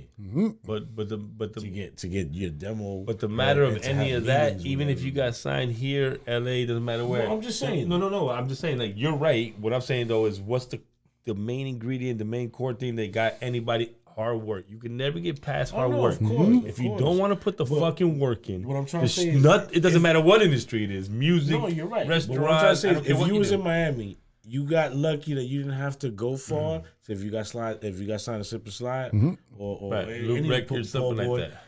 Strong Arm. If you got signed to any of those and you here, you got blessed. But driving up north to New York to go ahead and shop your demo to these people that get their demos all the fucking time and this and that, niggas don't know that grind no more. That's a grind for real. They've never gone through that. Right. You know, and I'm not saying the ones, if you was local and got that, because you still had to show your demo. You still had to show and prove to these labels out here that, yo, you was worth putting money behind. But that grind to drive up or go to LA or, do that to meet up with people. Because you can send a tape out, but you don't know. It's just a different time. And how about the grit that it takes to after you fucking get signed? Because whatever, Pitt was signed freaking to Uncle Luke first, and you dropped Lollipop. That shit got fucking shelved, man, and it was a Pitt. Obviously that's record politics. Yeah, but that's the whole thing. To work your ass off to get to that point, and then it not pan out. Wreck with South Beat and stuff, right? Where they fucking shelved his shit hard and try to freaking own his fucking shit. Because I'm gonna be real with you, South Beat didn't know what the fuck they were doing. No, definitely. They were doing. They had bread. Everyone thinks they got bread. You need bread. That was a span off of you need knowledge. That's why knowledge is one of the fifth bro. motherfucking elements. That was their little trying to get into the music. But what I'm saying is the grit to say, well, fuck it, that didn't work. Let's keep on. Let's keep it moving. Right? To not take the L and fucking say. They fucking had EFN as a the A&R and shit, like an A&R, but like a consultant. So you had the man that nobody wanted to listen. Why? Because everybody wanted to be the shit, the man, and this and that. Yeah. Well, guess what? When it doesn't work out, it's not supposed to. Imagine if you already doing things happen marketing. in your life for a reason. You're already doing marketing. That's what a record label fucking needs. Right. That's all it needs. And you have the fucking biggest, and you have the biggest marketing freaking stream ever through fucking porn and shit. And damn, though. Like, what the fuck? They had the porn. Doing? They had the whole porn. What are you doing? They didn't know what they were doing. That's why it dropped where it went. Because that's you know. But that's another beast, man. And for people who that's another beast. For people who get into it and say, oh, I know fucking 3 or 4 good fucking artists and shit. I'm gonna start a label. A label ain't fucking easy, dog. Fuck no, man. Nah, B. That shit is fucking. With all this distro kid or whatever the fuck it is now, these internet distribution shits. It is easier now because you don't have to fucking move. Yeah, you don't. I just gotta upload some shit to fucking the computer. But if you're consistent, you're consistent, you might spit out some garbage shit. But in your consistency, you're gonna have a few shit that niggas gonna be like, what the fuck? They fuck with shit? Right. This shit sound good. Oh shit! And then you're building your craft. You're making yourself better. Well, you have it easy right now. If that's what you want to do, build your craft. Don't just settle for, forget about the. What's that? That song. Right. That shit's fucking catchy as fuck. She pulled up and she was like, yeah. But the fucking funny thing is, I hope he freestyled that whole shit. He was the always one like, yo, get that. Right. He was doing that shit before this. Yeah, jack that shit. That's like it. Somebody heard us and said, yo, that's a song. Somebody heard us. But isn't that the way the fucking shit pops off? Yo? Always, does, whatever's fucking in the hood, fucking. But man, you don't want a whole album of those. No, but the problem is when you shop that song around and the labels are like, yo, give us another song. No, what's the next whistle song? Yo. What's next? The problem is what's next after that. What you got? Nothing. You ain't got shit about that artist. I know. Like, give me this fucking billion streams, quadrillion streams right now. That's off of this. And once that is over, which is you're gonna get the straight up. Wow. What's the next TikTok fucking dance? They only sign motherfuckers for a year now. Oh no, hell yeah! It's one shit. It's real quick. 2 singles, 1 single. Give me some shit real quick. That's it. If it sticks on the wall, great. If it don't, see you later. What do you guys think about all this talk that motherfuckers are putting out life insurance policies on these young kids and fucking. That's just crazy. And they fucking winding up dead and shit. That's just crazy. Supposedly all these fucking. That's a thing? Supposedly all these kids who got shot up and stuff. The labels the labels are, they sign them and they put out a life insurance policy on them. Yeah. Yep. Yeah, fucking Orion was talking to me about that and stuff. And Orion's always on his investigative journalism and stuff. Right. And he's like, you know, I freaking went researching and when you sign freaking a contract with them because you're involved in the streets and stuff. Yeah. And they come with freaking they put out a life insurance policy on you because we have to make sure that we can recoup our money in case you fucking die. This is true. Oh right? Shit! Don't tell me that, B. That adds a whole different fucking sense. Yes, B.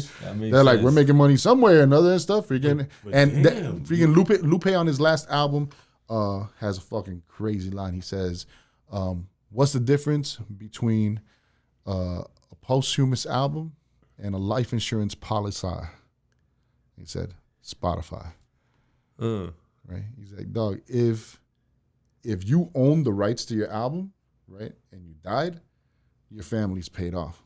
Dave's daughter from De La Soul, hopefully now, she will see a lot of freaking money from it. It's sad to me, dog. Both of them only had freaking, I think Maceo has more than one kid, so, but fucking Murs only has one kid and Dave only had one daughter, so they should have had more babies. But now that freaking all your money is fucking tied up in streams and shit, and that's where, dog, you die and these kids' freaking streams go through the roof, but how much money are their family really seeing from that? The numbers is shit. We know that. Oh, that's not fucking. It's a different time. That's the whole thing. So freaking you are so eager to get the fucking the deal, right? The fucking the advance and shit. Right. You sign away, and now you get even less than before, right? And give it away, and now freaking these labels are not giving a fuck about you to the point where they're betting against you being alive. It's like we'll make more money off of them dead, right?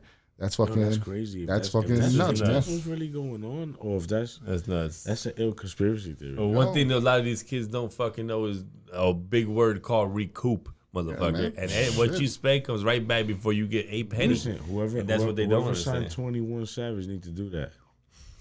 I'm fucking. That's fucking foul. Listen, that was a little foul. That's horrible. Before my time runs out, I need you to give me your socials. Give everybody your socials, guys. It's easy as fuck to follow us, man. At WVCC Radio on IG. That's where we're at primarily. If you want to check out the music, you could go to Bandcamp. Type in the number 8CH. You spell it H with an 8 CH2O, and you'll find me on Bandcamp. That's where all my music is. And then you can find me on the same way on Spotify, any streaming platforms, 8CH2O. I got 2 albums right now. We're pushing hard. The Waterproof with DJ Proof from Miami, Southern Comfy with my boy DJ Glib Styles from Alabama. DJ Glib Styles is another fantastic Twitch DJ. We do our programming, WVCC Radio on Twitch. You can find us live every Tuesday and Thursday. Yeah, man, Twitch is a fucking wonderful place, yo. Yeah. I want to fuck with Twitch. Yo, man. Twitch is dope. It allows you real great communication with your audience. You can monetize it easily. You get freaking paid from them bringing people on.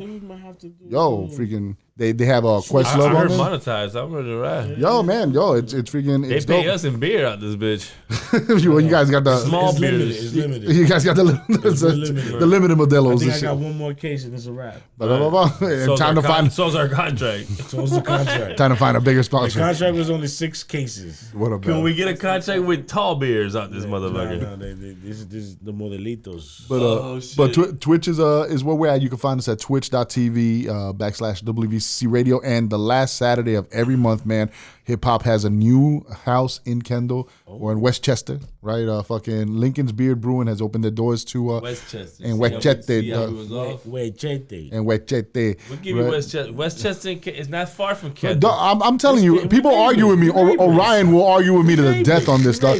But Kendall freaking envelops a large swath, man. Freaking, I know, yo, but Westchester's called Westchester for a reason. Because it's out west. It's right there, dog. Freaking, I take FIU as part of Kendall, dog. I take anything where Chrome touches and freaking comes up. Not part of Kendall and stuff. Westchester. That's Sweetwater. That's Sweetwater and stuff. Sweetwater.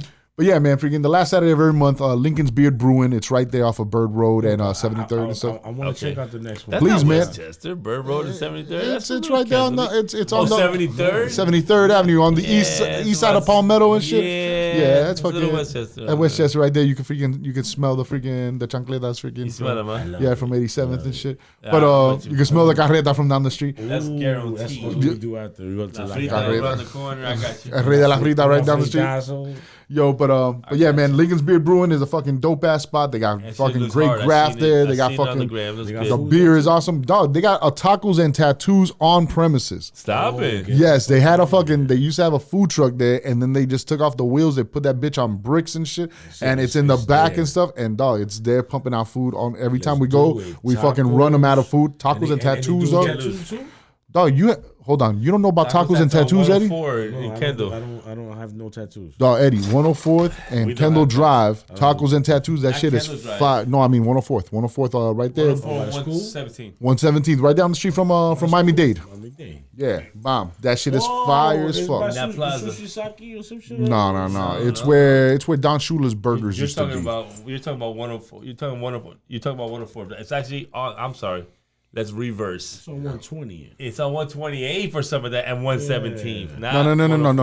Tacos and Tattoos is on 104th, right across the bridge from from Devonair Park. Sorry. It is 104. Right across the street from Devonair Park. As soon as you go over the bridge, you'll see Devonair Park. There's a Publix and everything in that little yeah, plaza. where the Publix is. Oh, okay. It's new. It's about the last 2 years and shit, yeah. But that place is all graphed out inside and shit. All they do is play hip hop in there. The food is fucking slamming. The dude fucking throws down. Yo, it's fire. But we got our own little fucking spot right there. Fucking. So they got tacos over there. The beers are fucking great. And the beers are great. And this fucking coming Saturday, it is the Aries Bash.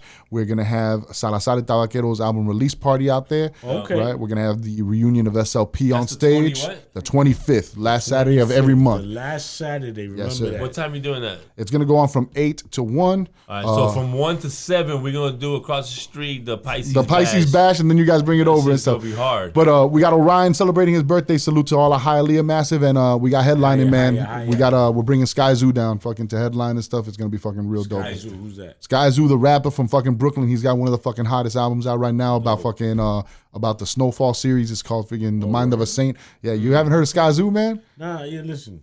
I listen to Rock the Bell Radio. Sky Zoo, I'm not up on either, but I will. Yeah, Sky Zoo, man. Check out Sky Zoo. He's one of fucking. He's one of the. I'm gonna start fucking with you so I can start. Yo, man, check out WVCC Radio, man. I'm gonna be. I stuck with. So I can't listen to like the local. I don't want to blast you out because I love all of them. Mm-hmm. I love local radios. I work with them. They're great. I love them, but I can't listen to that. It's fucking brainwashing, man. I just can't. It's just not my I'm just not my. Too smart. So that's why I pay for XM Radio, and I just look Shade 45 and Rock the Bell. I'm almost done with music. I'm just Howard Stern out this hole. I'm just podcasting now. Howard Stern is the third pick. I'm Is Howard still on the radio? Hell yeah, murdering. He has 2 channels. Get the fuck out of here! And they play 24 hours. I think. Oh shit, for real? Because I think they play his old shit. No, it's 100. On 100 is the new shit. 101 is all the old shit. Damn, so he's got fans that are like, yo, no, I like old Stern, dog. I don't fuck with that new Stern. Brother, I'm tell you, motherfuckers. It's just how much money is he getting? How much money is that check? Is long. Beautiful. That's what we want to get to. We want to get to that Stern money, bro. I'll take a quarter of that. Listen. Yo, well, Shorty here is down to be your Beetlejuice anytime you guys need it. He's a great freaking dog. He's a fucking great fucking guest and shit. I was gonna say that might work out. We'll talk in a minute. Anything else you want to promote? Nah, man. Right now, we just really everywhere we go, and I do publicist work now on the side and stuff. Okay. I'm helping push some artists from South Florida out of here. I also represent. We might need you. We don't even have a publicist. We might need you for Grumpy OGs. I would fucking gladly work for you, but I'm working together with freaking Semp Rock, freaking the OG from Public Wizard. Yeah, man. And we are just trying to push South Florida hip hop, especially that independent underground hip hop, out of here so that it can be heard nationwide and worldwide. And what we are about this year in 2023 is making sure that as a movement, man, we people's eyes have turned to certain regions because of movements that have come out of there. Of course. You don't see it just because one person coming out. You didn't look to Houston until you fucking saw the whole Cash Money and fucking Paul Wall and fucking Rap-A-Lot coming out of there. Right. You didn't look to Louisiana until the whole fucking No Limit movement. Cash Money's Louisiana, right? Are they Louisiana? Yeah. I thought No Limit was Louisiana. And freaking, no, they're both. Okay, Cash Money was from Louisiana too, right? Freaking Rap-A-Lot is from Houston. Rap-A-Lot, Texas and stuff. Wow.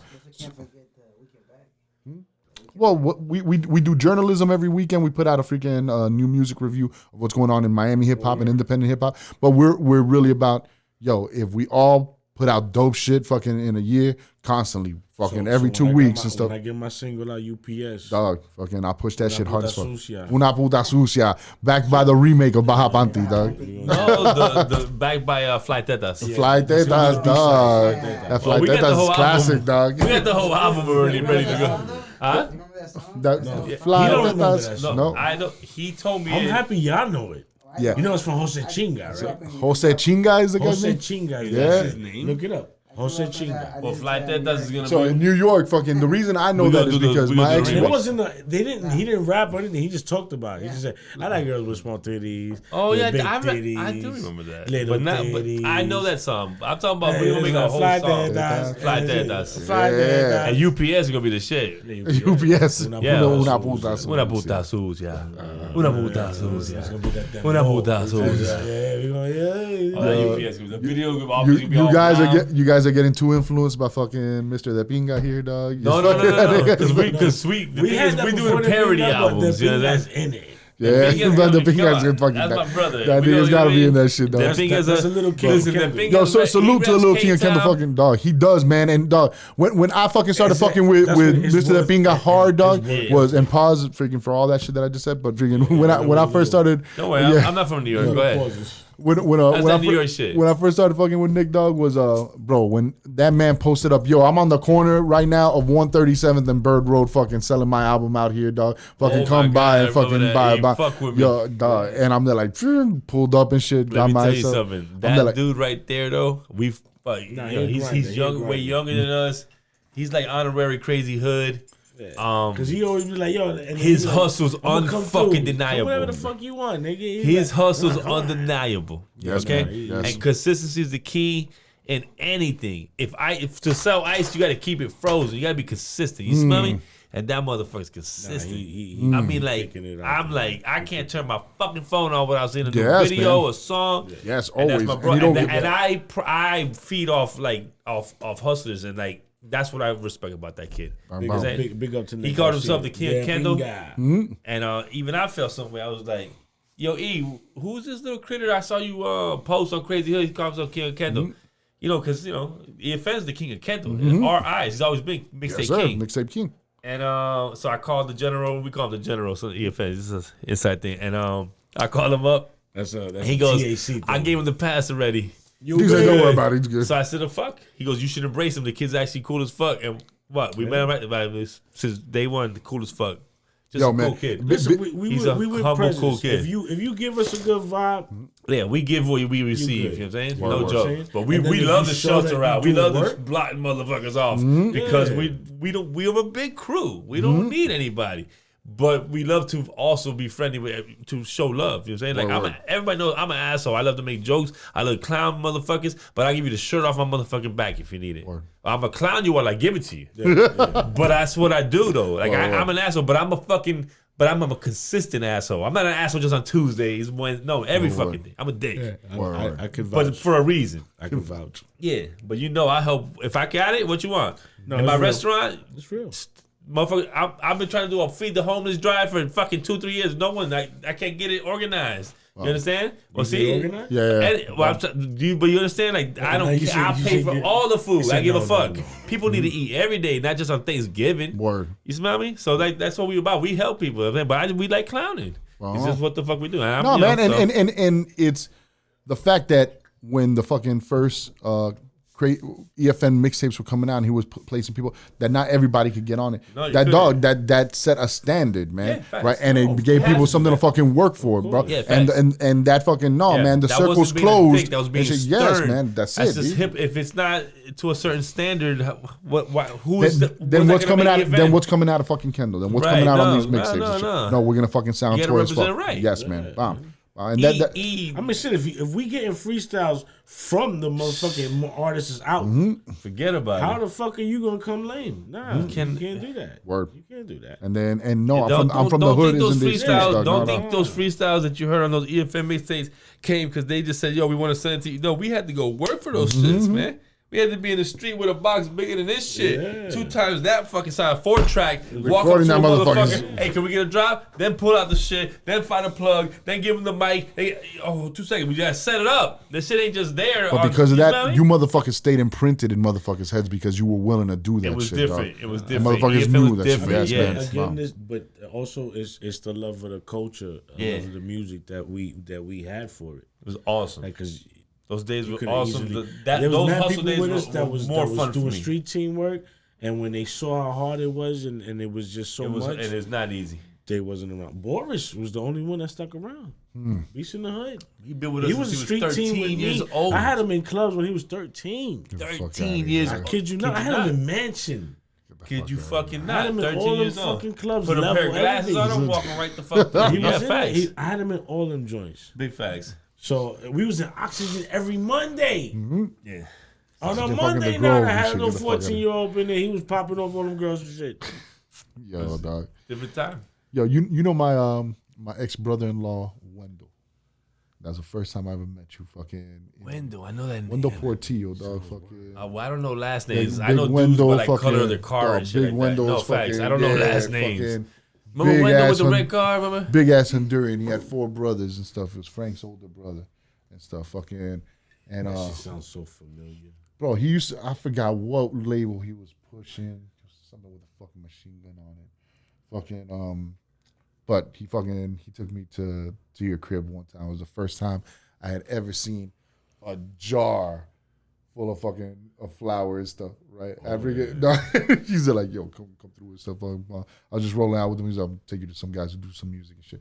And we fucking pulled up on yours. I think he was picking something up, and I saw that shit. I'm like, what the fuck is that shit? It's like a pharmacy, fucking with a fucking got that jar. That jar's my fucking man. But that was the first time. And then when I started seeing you as part of the team and stuff, and all growing up and stuff, I'm like, man, this is Kendall hip hop was in the streets, man. We were the people making everything move out here, man. Wow. A lot of so many names that it's almost hard to get everyone in, but you understand because you're friends. But man. We've been on this. This is like shit that we're like, yo, this motherfucker's out here. This motherfucker's out here. You go to the beach, 80 Kendall motherfuckers out there. Anywhere you go, motherfuckers had a part of something, you know. And we don't say this to brag. We're saying it because it's like we've always known this. Fucking cream in the corner, yes, man. Oh yes, man. Come on, man. Fucking, yo, I just want to tip my hat off to you guys as somebody who represents Kendall fucking worldwide nation. I got people in other fucking states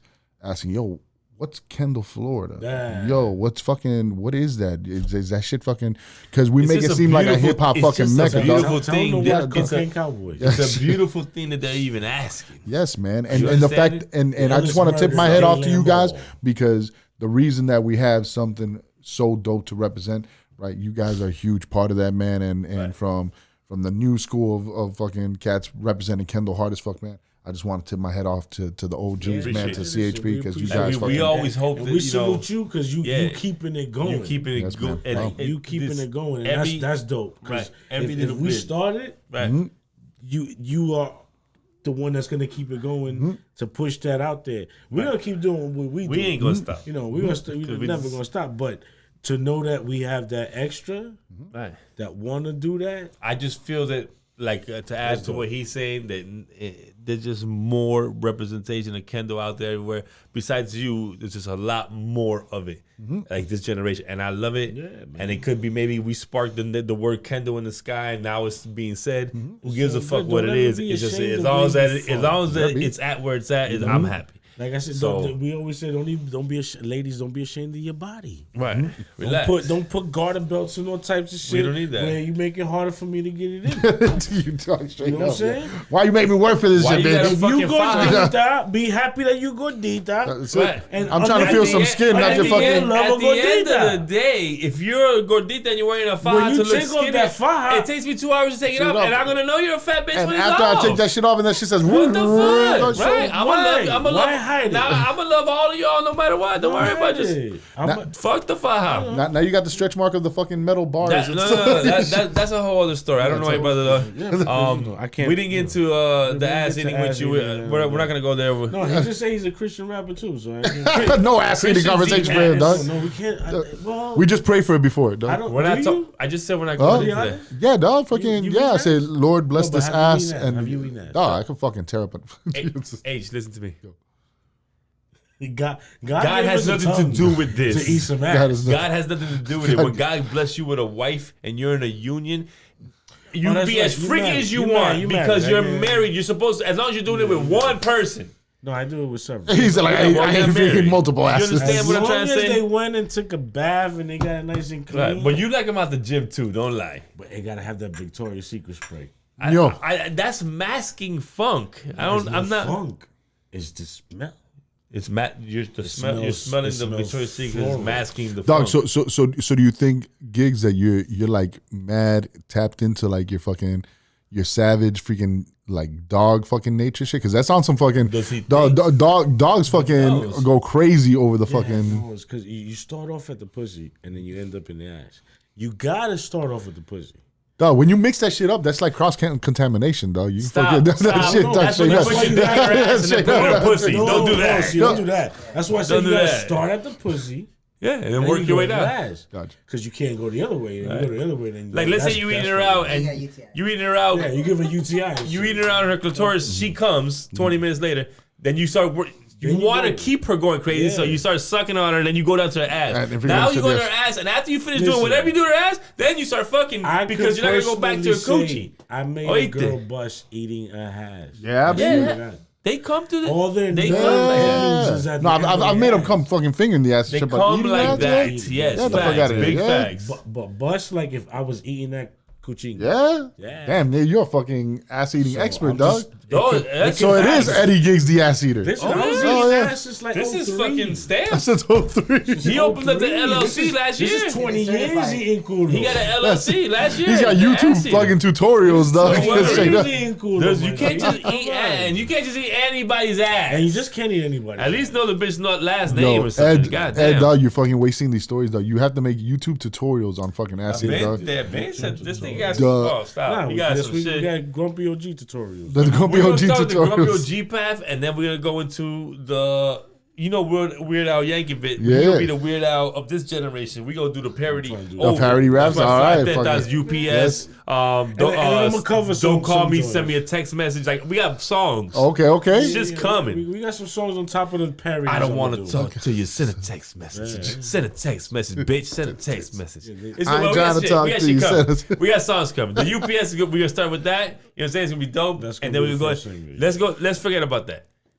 I'm glad you came out here because whether you know it or maybe don't feel it, or if your wife don't know it, you're a big part of the stem of hip hop coming from this generation. Someone has to play the music. Someone has to let people know what the fuck is out. Someone has to let people know that there is some real shit out here. They ain't just bullshit. We're letting her know. So your husband is doing a great big work part for hip hop. Right.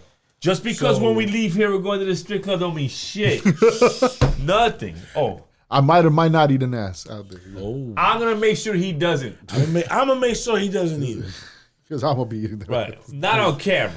What I'm trying to say is you are a staple. You are doing a good job. You are doing a big job and a necessary job. Because people don't understand when we talk about this, how we like some people think that we're too passionate about it, because we're about the culture. We ain't just about the fucking the one hit wonder or the little single or sound like Future like everyone else. No, we're about the culture. You know what I'm saying? So that's why we ask people shit like the 5 elements and shit like that, because hip hop is important to us. So we appreciate you coming out here. Whenever you got something you want to promote, you got something big coming up, you just come. We ain't shit. We here for this is a platform. This is a platform for motherfuckers who got the same passion we got and are especially from the same area we are. This is a no-brainer. You already know what I'm saying? So I'm glad you made it out here. But let us get Jimmy Hart first before you bring you back. No, please. He thinks it's a black Spanish thing. I said, stop. Stop it. Yo, salute to Jimmy Hart, man. Ignorant, but relax. Salute. Is it because I'm black? No, Jimmy Hart. He told me that. I said, yeah, it is because you're black. God damn it. And he goes, what you mean? I go, I'm just fucking with you, but shut the fuck up already. I got you coming. We know him as Jay, but that's Jimmy Hart, do your thing. Yo, I appreciate you. He definitely told me to freaking tell you guys freaking have him on the next one, man. Jimmy, I hope you're wrong. Listen, you're gonna come on. You see, Jimmy, I told you. The more you ask, baby. The more we push it back. You're gonna be on. Yeah, you keep asking. We're gonna push it back. No, bring him on before the 25th so you can promote the 25th because we're racist. Yeah. Okay. Yo, talking about the fucking culture, man. Come out. Yes. March 25th. Even though this is gonna come out way after that. Oh, really? Is it? Yeah. Well, no, it's gonna. It depends. Well, at least put out the little clip that tells them, yo, March 25th, we're gonna have all 4 elements of the culture there. We have a b-boy and all styles dance battle going on. We have fucking graph art freaking all over the place. DJ Proof, DJ Black Snow, a fucking legend out here. Yo, and dog. Salazar's album release party, the reunion of SLP, Orion's birthday bash. It is South Florida hip hop, man. We representing it hard as fuck, baby. Listen, if it's y'all gonna be hear good. this later, we've been there. Yeah. If It not, was great. We're going there. We are going there. All right? Wow. And I'm gonna let you know now, in case you hear it after. It was awesome. It was awesome. Off the chain. You missed one. Yes, we appreciate you, my G. We're going to get the next Brothers, one. thank you so very much, man. Nah, Wow. thank you for coming out. Kendall, baby. Kendall is Thank in the you. house. Hannibal Heck, Eddie the Ass, see the H2O thing. And listen, he keeps calling him Shorty. I don't know why. It's my dog Lex. This is Lex One, man. Lex Uno. Yeah, Lex Uno. He put it in work too. You go see him out there. Yes, He sir. out there doing his tuck thizzle. Be careful because he looks like he's taking notes for the feds, but he is actually just documenting hip hop. Yes, so sir. we appreciate you, my G. Grumpy OGs, man. We out. We out.